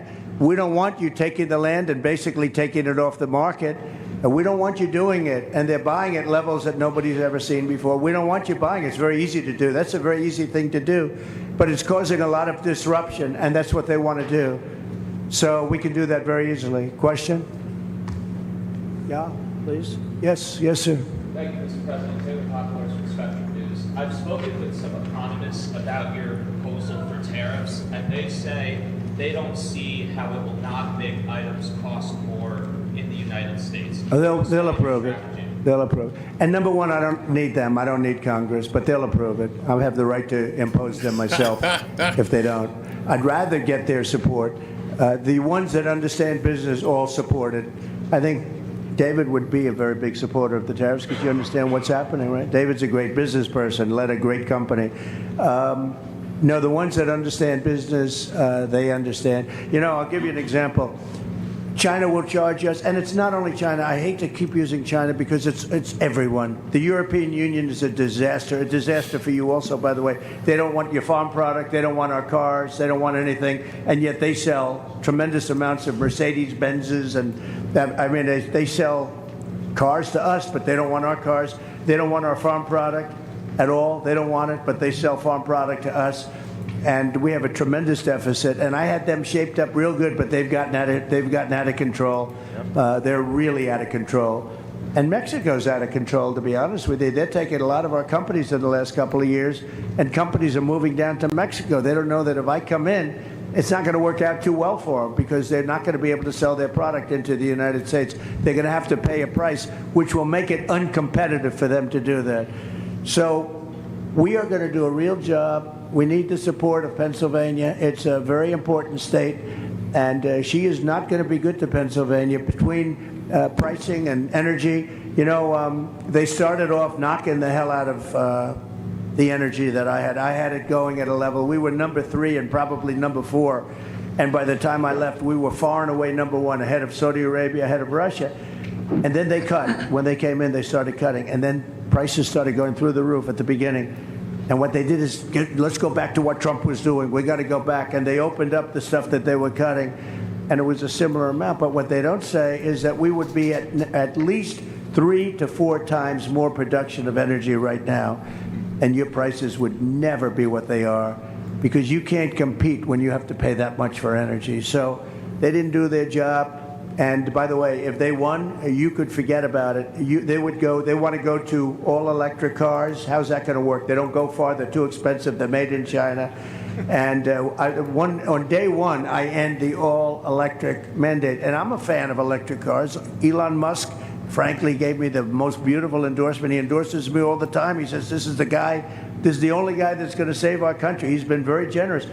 And I think he makes an unbelievable product. But you have to be able to also sell gasoline-powered cars. You know, we have gasoline, and they want to use something that we don't have, but China has, because for the batteries and everything, China has and controls that market. But the problem is they don't go far, and they have other problems, like if it's cold, you get a little bit cold up here, they don't work too well in the cold. There are a lot of problems, and a lot of assets, too. And he's going to do great. His car is fantastic, but you have to be able to have other types like hybrids. Hybrids are, good. It's a good thing. You have to be able to do that. So I'm going to end that mandate. Can you imagine? They want to almost immediately go to all electric. And we don't have enough electric to take care of ourselves. You go to California, they have blackouts and brownouts every single day. California's a mess. They have the governor of California, Gavin Newsom. Has anybody ever heard of him? But worse, they had an attorney general and a DA who destroyed San Francisco and then destroyed California. And I hate to say, because I have a lot of land in California, I hate to speak badly about places, but frankly, my presidency is much more important than my land. Isn't it nice to know? With Biden, it's the other way around. But my presidency is much more important than my land or my business. And I will say it, California is getting hurt so badly. She destroyed San Francisco, absolutely destroyed San Francisco, and now she wants to destroy our country. She was a horrible attorney general. You could steal $950 worth of merchandise for a store and you wouldn't get prosecuted. But anything above that, you wouldn't get prosecuted either. She was a horrible attorney general. She was a horrible DA. She was a DA of San Francisco. That was the beginning of the end. San Francisco was possibly the best city in our country 15, 18 years ago. And now it's not livable. We're going to bring them all back. We're going to bring the cities back, but it's not even livable. So Pennsylvania is a very important place. And it's, I went to school here. I went to college here, as you know. And it's a great place. It's a fabulous place, the Commonwealth, and we're going to make you very happy. All of those things that we talked about are very easily solvable with you. That's such an easy, that can be done in one day. I had a cabinet maker. He said, sir, China and South Korea are dropping cabinets into our country for nothing, and I can't compete. And I studied it, and I ended up putting a 50 or 75% tariff on all cabinets coming into the country. And I didn't know the guy. I met him previous to going in to the presidency. And I saw him 4 years later. He said, "Sir, you saved my business. You saved the job. I expanded. They stopped with the dumping." And the steel, the same thing. I think the steel people like me the best. Unfortunately, Biden's let it go. I put tariff. They were dumping Chinese steel into our country, David, at levels that nobody's ever seen before. We've never seen anything like it. And I put a 50% tariff on all steel coming in from China and some other places too, but all steel. And we saved these companies, but Biden has let it go. And we need steel. Look, you know, there are some things you could get from outside. But if we're in a war and we need army tanks and we need ships and we need other things that happen to be made of steel, what are we going to do? Go to China and get the steel? We're fighting China, but do you mind selling us some steel? Think of it. These people don't know what they're doing. So I put big tariffs on steel. They were dumping steel, and it was bad steel, too. It was rotted steel, bad steel. It was imperfect steel. People were building girders for buildings, and they check them, and they're not good. The steel wasn't good. But they were dumping at tremendous levels, and I ended the dumping of steel. But these people, since they took over, this U.S. Steel, I would not allow that deal to happen. U.S. Steel, this was one of the greatest companies in the world. You go back 70 years, this was the big deal. United States Steel, and now they're going to let the Japanese buy it? I wouldn't let it happen. I'd help them so they can make the steel company good again. This was the biggest company in the world, the strongest company, had the biggest reputation. It represented our country, and now we're selling it to the Japanese. The psychology of that is unacceptable to me.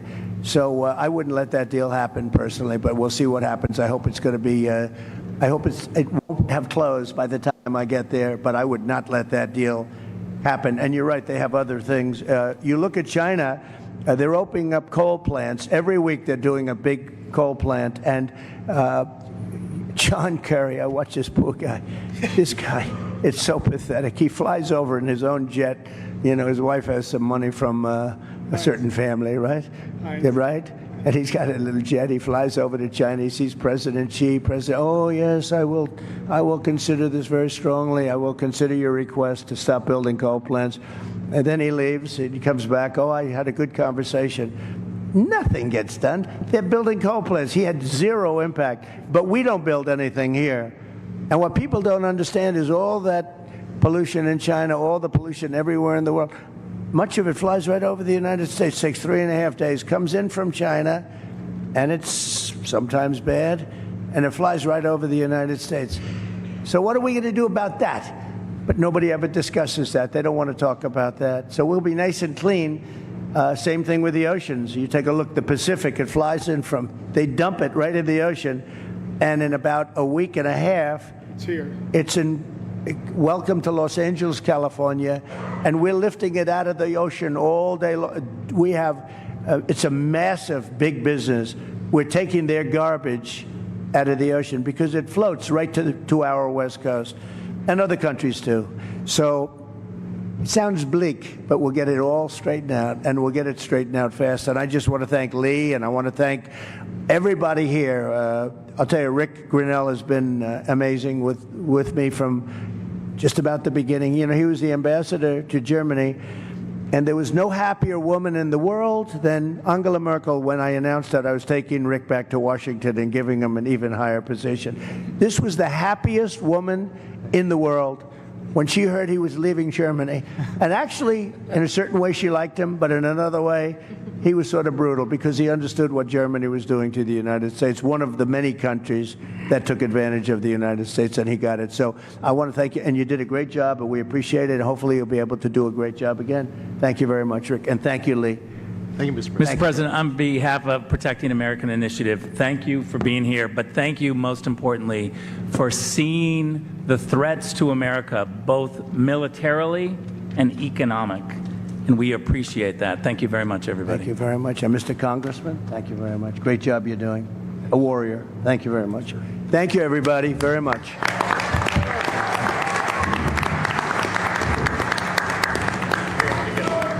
Could you sign my hat? All right, back to our regularly scheduled programming.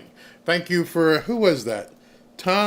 J. Smith let Tommy know, and we've got communication through the show where Jay Smith said something to Tommy. Tommy said something to Ashley. Ashley texted me. Boom, we got it on. So hopefully we didn't miss too much of it. That was Trump talking to a group of farmers with Rick Grinnell and Lee Zeldin, and then the farmers as well. I just want to take a second before we get back into the bounty hunting that needs to happen here. Trump talks about tariffs. And I don't know if you heard the actual question, but one of the questions that was asked was, why would Trump do this when it basically would cause prices to go up? And I often hear people say that. And I want to tell them, sometimes you just want to reach out and like grab somebody by the throat. That's the friggin' idea. The whole idea is for the prices to go up. Because once the prices go up, the company that's basically not doing what the president wants to is no longer competitive. And so what happens is you go to the grocery store or Best Buy or whatever, and you're like, hey, this thing looks pretty cool. I'd like to buy it, but it costs $900, and this one here costs $350. Oh, I'm not going to buy something that's $900 when I can pay the thing for $350. So yes, that's what it's designed to do. It's designed to make the offender make their product more expensive, and then your alternative product is cheaper. You go to the grocery store, and the Lay's potato chips is $1. And the other guy, Frito-Lay, is $4 because Frito-Lay is paying a tariff. Your groceries didn't go up, your choices went down. You're going to buy the $1, which means this company is going to see increased revenue because they're doing things right. Over here, Frito-Lay, which I'm not convicting Frito-Lay of anything, Frito-Lay is like, wait a second, man, nobody's buying our stuff because we're getting hit because we're not doing things the right way. Yeah, we better do what he tells us so that we can compete with Lay's again, even though it's probably the same company. But anyway, but you get the idea. So we're going to go back to our regularly scheduled programming right after this. If you see what's going on in the world right now and what may happen here in America, you may want to prepare and pay attention. You know that Lear Capital is a big supporter of this show. If you want to be protected in the event that things go off the wall, I advise you to look into buying gold and silver. We are all just one catastrophic event away from the value of the American dollar plunging. Do you know what's not plunging? Gold and silver. In fact, gold hit an all-time high recently. In fact, I think it hit it again today. I'm telling you now, make sure that you have some form of your money invested in precious metals. Lear Capital will ship your gold or your silver coins directly to your house. It's not just a certificate. You can store them in your gun safe, or you can store them off-site in a 24-hour protected facility. It's totally up to you. But when things go crazy here, or across the world, the value of the American dollar is going to decline. It's inevitable, and it might not even take a war. We may do it to ourselves. And I mean, if the Federal Reserve plays around with interest rates, the US dollar will likely decline in value as well. Meanwhile, you'll see gold and silver continue to rise in value. If you call Lear Capital, they will take the time to educate you and answer all of your questions about gold and silver. Just give them a call at 800-601-5430 or go to Learberry, that's me, Learberry.com, to download your free de-dollarization report. You should know that Lear Capital is an American company. If you call them today, you'll be speaking with people right here in the United States. Now is the time to take action. Don't wait until after the election. That could be too late. We all want Trump to be elected. But if he isn't, or if they find a way to steal it, you'd better be prepared. Call 800-601-5430 or go to Learberry.com. And when you call, ask them how you can get up to $15,000 in bonus gold with a qualifying purchase. There's absolutely no obligation to buy anything. Just free information on protecting your hard-earned dollars with gold and silver. You know, when you think about it, you're actually not buying anything. You're simply going to be exchanging dollars for gold, moving currency. Give them a call today. Tell them Barry sent you. Actually agree it's going to you know, I'm sure some people will be surprised by this, by at least the effort, I think it's right to sort of lower the temperature. But for Donald Trump and his folks to say, and J.D. Vance, to say that it's Democrats who are causing this. Right, you just heard J.D. Vance say that. That's an issue. I wrote down some notes when I saw it. Do you mind if I read this? Yeah, no, because you know what? Actually, I want you to know you were sitting just off. I was just sitting set when we played the J.D. Vance. And I'll just get through some of it. So he's called everyone who works in this building the enemy of the people. Yep. Right? We had pipe bombs sent because he kept calling us the enemy of the people, and that CNN was fake news. Crooked Joe, Crooked Hillary, Crooked Kamala, Comrade Kamala, deranged Jack Smith, bird brain. I remember growing up, as you probably did, where people used to say, sticks and stones could break my bones, but words could never hurt me. For some reason, these beta males, of which Don Lemon is one of them, seem to have a problem with people saying you're fake news. It hurts his feelings. His nipples get sore. This is what they're calling a threat. You're fake news. You're the enemy of the people. I can't even imagine what kind of world and existence these people have. I can't believe that they live under those kind of situations where they consider and are trying to misconstrue that and tell their audience that they're being that is a threat to, quote, democracy. No, that's calling you a wuss. That's people looking at you guys going, you're a wussy. That's you looking at the media and going, hey, you're gaslighting people. That's not a threat. Nikki Haley, bloodbath if he's not elected. There won't be. He never said that. Thank you for basically underscoring what I said about gaslighting people. He said the auto industry would face a bloodbath if he wasn't elected.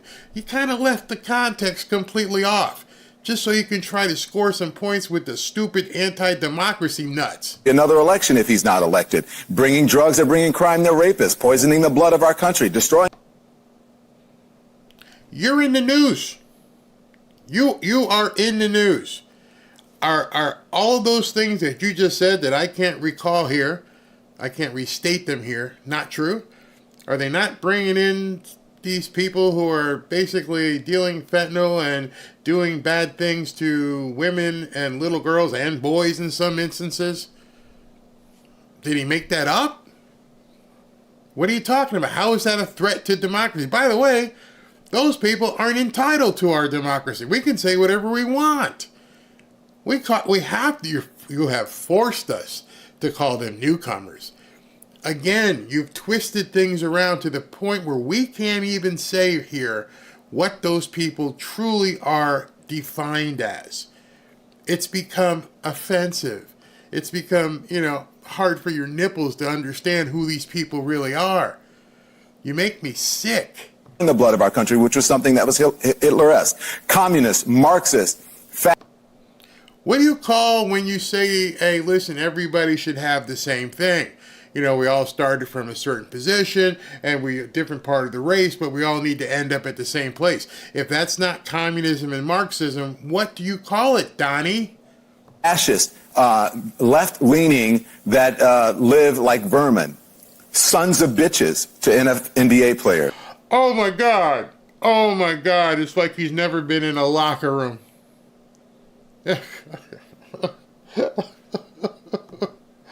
Oh, it's so painful. He called people sons of bitches. Whew. Do these people not live in reality or what? I mean, seriously, I've been called more than that at a restaurant. Sons of bitches. That's a threat. He needs to be called out on his threats. They're trying to reduce this in the most trivial of things to amplify it into telling people he's a threat. So are you telling me now we can never call somebody an SOB? We can't say that. That's a threat at that point. But I didn't swing at you. No. I didn't tell you I was going to hit you over the head with this 2x4. Nope. I wasn't carrying a 2x4. Nope. You just called me an SOB, and I feel threatened. These people These aren't men. I'm going to say that right now. These are not men.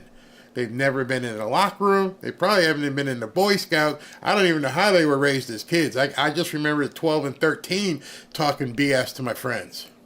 Yeah. Shithole countries. Haiti was one, and now he's blaming Haitian immigrants for things. Dude, I know you probably have never been to Haiti. What would you call it? I mean, I'm sorry that the term is offensive. Oh my God. I keep making fun of these people because you're not allowed to be offensive, especially if you're a Republican. You can call us deplorables, right? I don't see any of us putting Band-Aids over our nipples because, oh my God, he hurt my feelings. He called me a deplorable. No, we just look at you like an idiot and give you the middle finger. How's that? Coming out of her wherever, as he talked about Megyn Kelly. And so if Donald Trump wants Kamala Harris and others to stop saying that he is a threat to democracy, then he should stop threatening democracy, perhaps. So just so you understand, you getting this? Calling somebody an SOB, calling somebody an idiot, whatever the other terms he said, those things, you saying those things is the equivalent of saying you're a threat to democracy. That's what they're trying to convince people of. That's how they're getting people to go crazy and nutty. That simple epithets that you would point at someone you didn't like if they try to take your parking space. You SOB. You effing nut. Oh my God, you're a threat to democracy. I feel threatened. Just think back in your own life. Things you have said to people just in anger off the cuff. Did you realize you were a threat to democracy at that point? That the entirety of the country, although it's not a democracy, was threatened because you called the guy who took your parking space an SOB. That's where they have reduced the essence of manhood to the point where you as a man can't even have any sort of exclaim, where you can't call something what you really feel, because at that point you're threatening the entire country. It's a doomsday effect. These people they're equating this. And I love it that most of these guys, most of these people are men. Well, Don,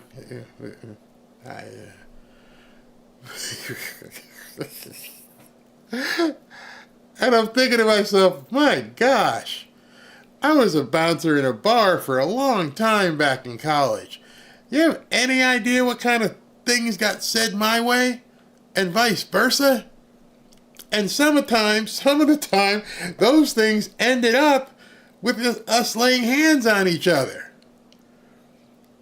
Never did I realize back when I was 19 and 20 and a big steroid monkey bouncing in a bar that whooping up on somebody, I was a threat to the entire country. Silly me, I thought I was just taking care of business in a bar and throwing a drunk out. I didn't know at the time, maybe because there wasn't a Twitter, that I was threatening the entire country. These people are way, way too much. He shouldn't be trying to overturn elections, overthrow the government, and inciting insurrections if he doesn't want people to be honest about what he is, who he is, and what he's doing. So you talk in your book a lot. They've got nothing. They've got nothing, and all they can do at this point is to try and continue to inflame the nuts on their side. And to their, credit, it's obviously working. So I got one more cut I want you to look at before we get into the actual document. This is from the head nut, Colonel Nut from the left. And then second Lieutenant Nut. You'll recognize them as soon as you are basically about to hear them squawk. Questions to add. Oh, I think you've nailed some really big ones right now. But, I just want to reflect, if we can, for a minute on a couple of those announcements that he's made. When he talks about pardoning the people who took part in an insurrection on January 6th, this isn't even subtle. I think he's holding up a giant sign. What insurrection is she talking about? because I'm pretty sure, I'm not the most intelligent of people, maybe one of the most intelligent, but I don't think anyone has ever determined that there was an insurrection. I'm pretty sure that it was the media and the Democrat politicians who labeled it as such, but they were never, no definition was ever put on it. Line that says when he loses this election, anyone who will resort to any form of violence to try to help him get the White House, and if he can make it to the White House, he will give them all a blanket pardon. This one isn't about the past. It's about egging people on for the future. And I think he's telling us once again exactly what his designs are for democracy. There's that word again. His designs on democracy. And that is, give him the chance, and Donald Trump will truly destroy our democracy. Yeah, and I think add to that, that's that threat of violence. And there's a separate threat of violence implied in the idea that deporting 12 million migrants would be a, quote, bloody story. If I were a Latino... How can you at the same time call Donald Trump a threat to democracy when you've let 12 million people in the country who aren't a part of said democracy, and removing those 12 million people that you put into the country? That's the threat to a democracy that those people are not entitled to. In a democracy that's not a democracy. Make it make sense. You let all these newcomers run roughshod into the country. You're telling us that Trump is a threat to democracy when the 12 million people who aren't a part of said democracy shouldn't even be here, and by setting them back, it's an additional threat on democracy. That makes sense to you? Doesn't make any sense to me. Not in the slightest. Just doesn't make any sense whatsoever. So this nut job who is at the West Palm Beach, who this is what this entire show is about, is he is somebody who has listened and soaked in all of this crap from the media. Doesn't even have to have, a conspiratorial part to it, because he's being told what to do. And why it's obvious at this point that there's a bounty and that the government seemingly is involved. Listen to this. The DOJ also saying Routh had 6 cell phones and 2 license plates, and his internet history revealed he looked up Trump locations into October. And remember, as you're watching this, and what I'm going to close the show out with, as you're watching this, remember that this guy is a drifter with no money. Doesn't have anything, right? Remember that was a story? It was just some nut. Didn't have any money. Okay. Had to travel from Palm Beach to Mexico. Last week, he was charged with possession of a firearm by a convicted felon and possession of a firearm with an obliterated serial number. The charges came after a Secret Service agent noticed what appeared to be a rifle poking out of a chain-link fence at former President Trump's Florida golf course while Trump was golfing. The Secret Service agent fired in that direction of the rifle. A witness spotted Routh then fleeing from the area, and he was arrested shortly after. Now, the 2 charges carry a combined maximum sentence of 20 years in prison, but federal prosecutors say stronger charges could be coming. Meanwhile, the House has unanimously passed a bill to enhance Secret Service protection for presidential candidates. Interesting. I don't know if you caught what she just said, but the House passed a bill unanimously to basically make sure that presidential candidates had the adequate and correct protection. Now it goes to the Senate to see what they'll do, and then it has to go to Dementia Joe for signature. But it's interesting that unanimously it was approved. And that bill is now heading to the Senate. Guys. Brooke, thank you very much. This so many questions. No kidding. So months ago, Routh drops off at somebody's house a box, and the person didn't open it until Routh popped up in the news. So obviously, this is just pure conjecture, but obviously, it seems like, just like in the movies, dropped the box off and said, hey, if anything happens to me, open the box. And in the box, ammo, a metal pipe, building materials, tools, 4 phones, various letters. Like I said earlier when I first started the show, this was a dead man switch. This was something that somebody was supposed to carry on.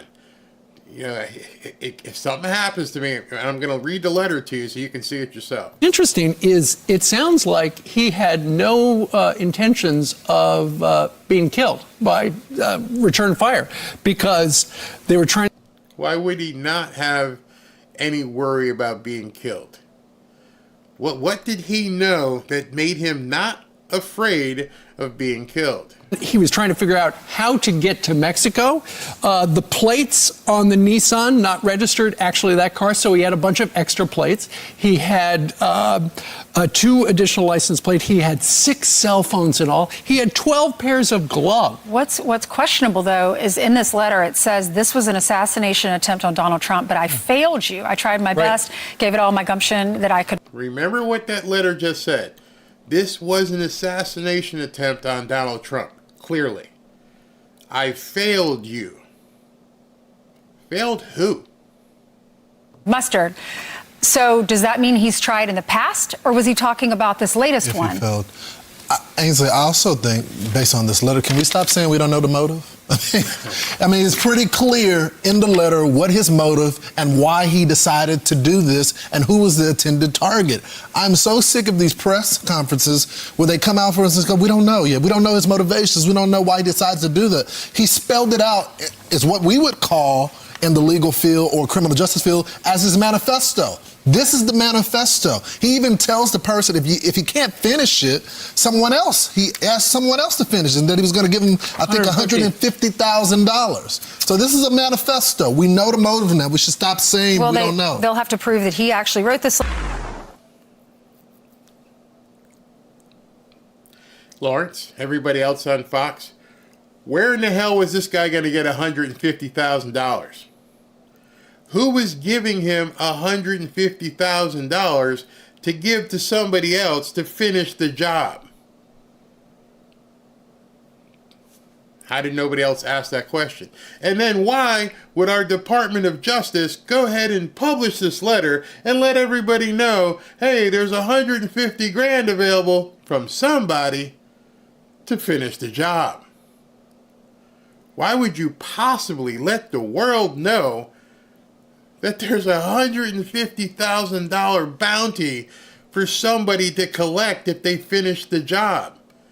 Was this guy about to get $150,000 if he took the shot and made it happen? There's so much here people need to start digging into. I mean, this morning when I heard this stuff, I was like, whoa, hey, wait, what a second here. You got a dead man switch where the guy says, if anything happens to me, make sure this box gets to someplace. He talks about $150,000 for somebody else to finish the job. The Department of Justice go, hey, looky. Hey, there's $150,000 here if somebody finishes the job. They put a bounty on Trump. And it's been out there. Is it the Iranians? I have no idea. I remember the press conference when Richard Blumenthal, the Democrat senator from Connecticut, said, if you knew what I know, you'd be absolutely livid. We need to know what you know, Richard. It's enough. Are you telling me that there are actual teams running around out there who have a ticket, a lottery ticket of $150,000, that's cheap, to take out the president? Man, people on Twitter were absolutely losing it when they heard this stuff here. This here from Nick Sorter. Breaking, the Department of Justice has released a letter from failed Trump assassin Ryan Routh, notice he spelled it with an asterisk because people still feel that certain words can't be said. Ryan Routh putting a $150,000 bounty on Trump. This was an attempt on Donald Trump, but I failed you. I tried my best and gave it all the gumption I could muster. It's up to you now to finish the job, and I will offer $150,000 to whomever can complete the job. You don't have any money. And if you knew you got caught, because this, bear with me here. At this point, that dead man switch box, which was only to be revealed if he got killed or he got caught. Either way, if he got caught or he got killed, he would not have access to $150,000. Follow that. I'm giving you this box, and I want you to keep this box quiet until something happens. Either I'm done or I get caught. Some idiot sits there, okay, I'm not going to open this. We'll wait. Oh, he got caught. Let me now open the box. Right? So now they know he's caught or he could have been dead. And his letter says, it is up to you now to finish the job, and I will offer $150,000 to whomever can complete the job. How in the hell are you going to get me $150,000?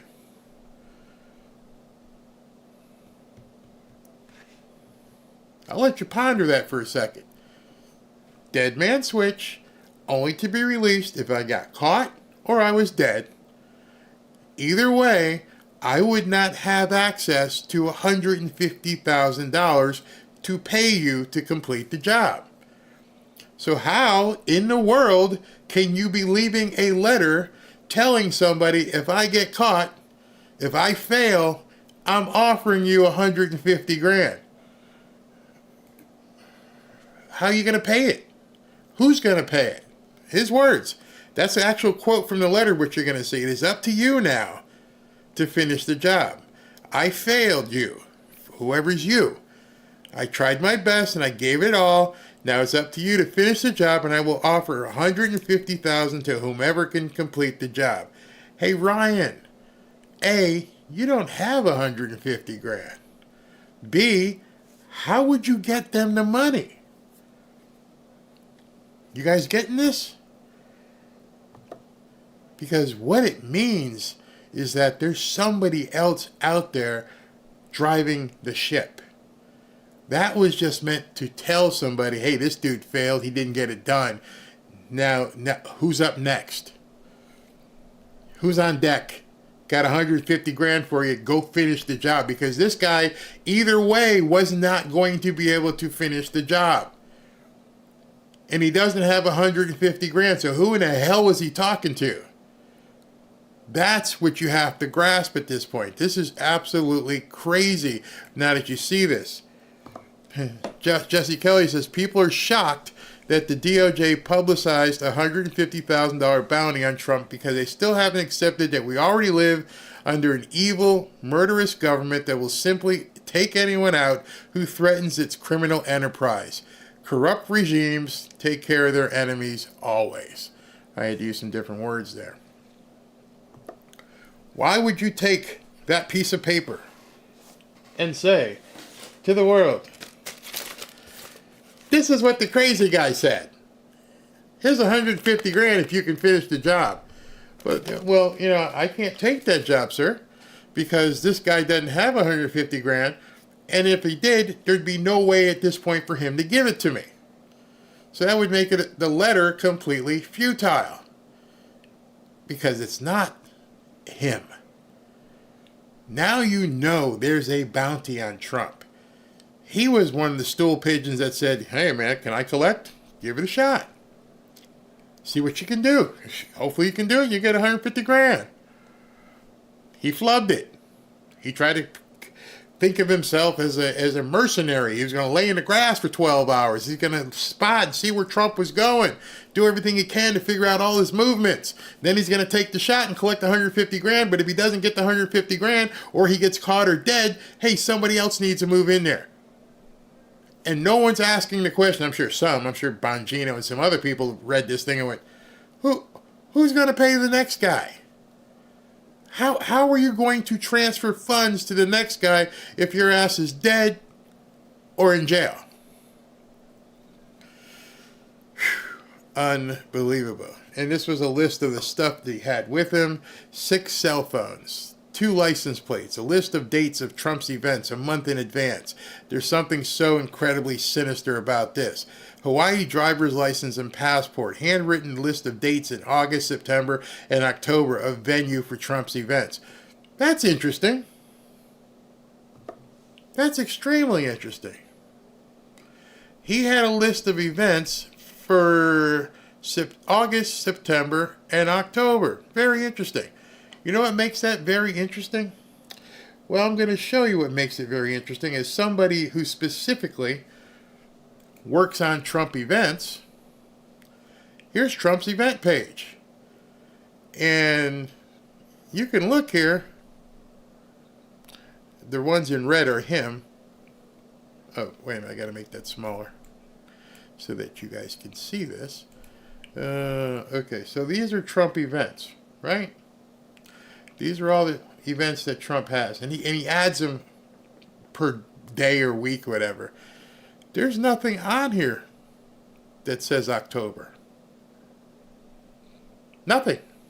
And I can tell you, because you know I do all the rallies, 3 or 4 of these 3 just popped up like last Tuesday, last Thursday. So these weren't public. He wouldn't have known what was coming up in late September and October. I don't even know what's coming up in October. The last thing here is Friday, September 27th. This one. How did this guy know the events? How did this guy know what events were coming up to the point where he had a list, a handwritten list of dates in August, September, and October? If you notice on the list I just showed you, you know there was something that wasn't on that list, which is why Barry had to cut to it. Farmer's thing wasn't on that list. I don't know if you guys noticed that. That farmer show that we just covered. Let me pull it up again so you guys can see it. That's why Barry went live today and planned my regular show without his events, because at said time there was nothing on this schedule. You guys can look right here. Okay. You see what it says here? Today's Monday the 23rd, correct? All it says is the rally tonight at 7 p.m. There's nothing there that says farmer's event. It's not there. As far as we know, tomorrow there's only one. How did this guy know? How did this guy know when some of the events Trump does are impromptu and he knew them in advance? Well, somebody is telling these people what's going on. And this is the question I just asked you. Where would Ryan Routh get $150,000?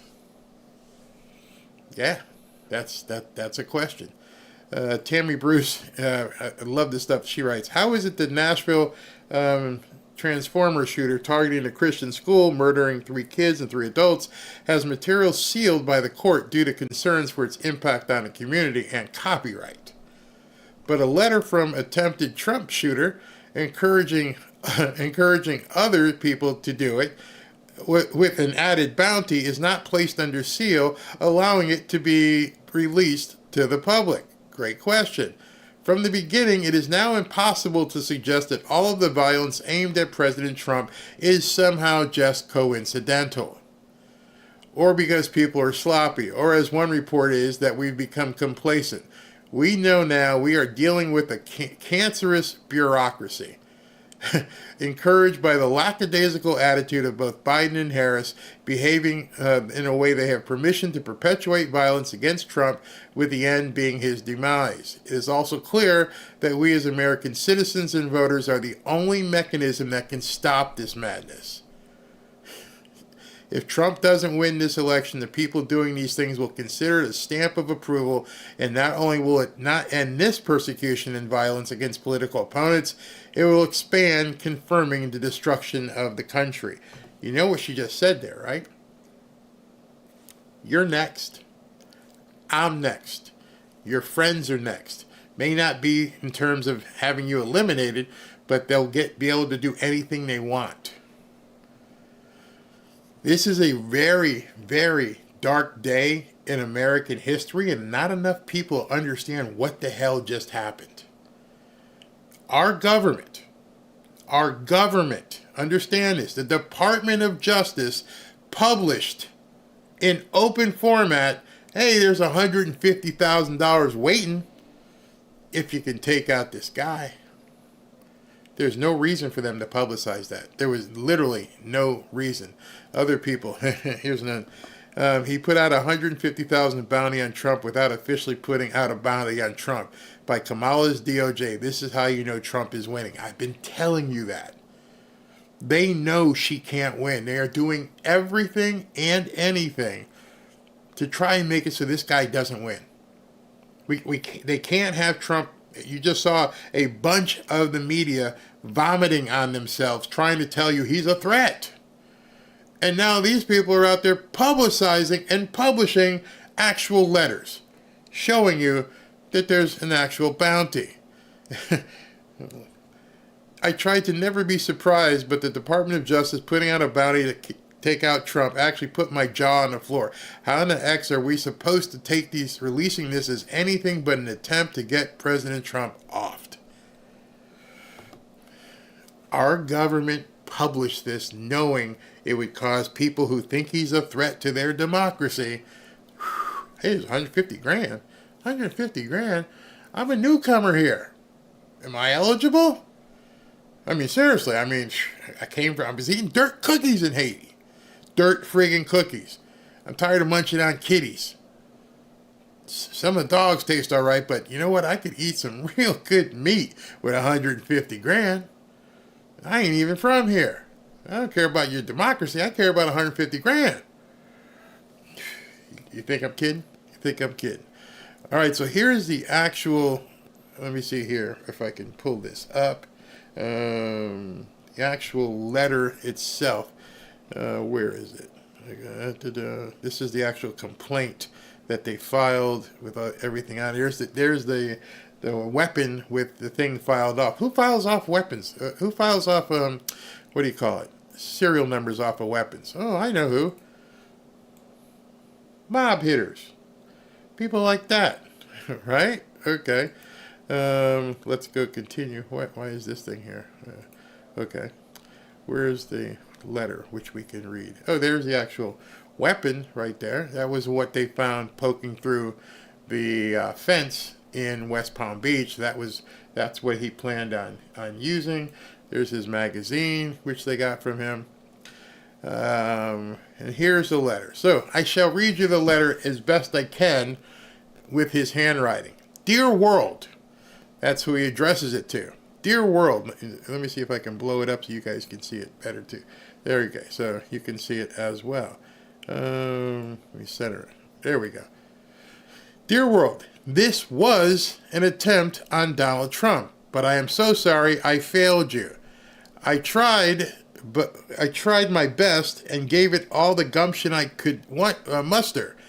It is up to you now to finish the job, and I will offer $150,000 to whoever can complete the job. Everyone across the globe, from the youngest to the oldest, know that Trump is unfit to be anything, much less a U.S. president. U.S. presidents must, at bare minimum, embody the moral fabric that is America and be kind and caring. The dude, he does mean tweets. And, when he does his mean tweets, it makes my nipples hurt. Must be kind and caring and selfless and always stand for humanity. Trump fails to understand any, and they cut it off there. So they didn't let us see page 2, but they published page 1.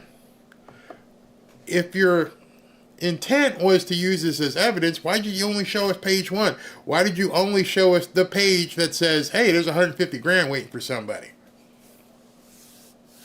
This is bad. This is really bad. And at this point, excuse me, our government is complicit in this. They decided they wanted to publicize that. A bounty on Trump. Let me see what you guys have to say. This was, okay, somebody, it went by too fast, but let me just tell you. This was written before he was in custody. This was written, okay, let me just recap in case you just got here. This was in a box that he had left with somebody, friend, roommate, who knows, and said, hey, in case I get arrested or I'm done, go ahead then release this box. So it had been sitting in a box for some time, where he knew at that point either I didn't get away or I didn't complete the job, and now it's been sitting there. So that people are saying right that now in the news that this was in a box for months or month, whenever. So it's beforehand. When is kind and caring, how does the Justice Department view it? Good question. I wonder if there's a second page with the contact information. Probably. And this is what I've been thinking. This is exactly what I was trying to get you guys to wonder. Is there someone close to Trump involved? This guy says he's been tracking Trump from August, September, and October. Events in October. There are no events published anywhere on his October schedule. They're not there. How would this idiot know what his events were? Barry, doesn't matter if there's a serial number filed off. They can bring the number back with ACID. Yep, I've seen that done. You're exactly right. Good question. Who was the box sent to? Yeah, you said a friend of Routh. So let me just pull that up again. Okay. This is the letter. I didn't go through the entire document, but here it is. You guys can see this guy. On September 18th, was contacted by a civilian witness. They're not saying who the witness was. Civilian witness who stated that Routh dropped off a box at his residence several months prior. All right, so the box was dropped off months ago. And the box had this letter in it that said, hey, listen, if you're reading this, basically, it means I failed. And I got 150 grand for you. After learning of the September 15th incident, the witness opened the box. Classic dead man switch. Why this person held on to the box doesn't say. It doesn't say if it was a friend or not. The witness stated the box contained ammunition. Let me just move that over so you guys can see it all. Okay. That the box contained ammunition, a metal pipe, miscellaneous building materials. I don't know if the guy was looking to what he was looking to do there. 4 phones and various letters. One handwritten letter addressed to, quote, the world, stated among other things that it was an attempt on Donald Trump, but I failed you. I tried my best and gave it all the gumption I could muster, which I just said to you. The witness took a photograph of the first page of the handwritten letter as shown below. And that's where the letter is. So they're not disclosing who the witness is right now. As part of the investigation, agents recently reviewed a book apparently authored by Routh, Ukraine's Winnable War, The Fatal Flaw of Democracy. Democracy! In the book, Routh stated that he must take part of the blame for the person that we elected for our next president that ended up being brainless, but I am man enough to say that I misjudged and made a terrible mistake, and I apologize. You are free to do this to Trump as well as for me for that error in judgment and the dismantling of the deal. No one here in the United States seems to have the, the cojones to put natural selection to work or even unnatural selection. So, you just heard. This was in a box months ago. This guy had been planning for months. Somebody, this witness who they're not disclosing, sees what transpires, says, hey man, that's that dude. I know that dude. What's in this box? Oh, here's what's in that box. There's a whole bunch of stuff in this box. And a letter saying, hey, I failed. Get your $150,000 here if you can, okay? Okay, yeah, we'll keep it going. The Secret Service and FBI have to be told what Trump has going on and where he's going to be. Yeah, somewhere there's a mole.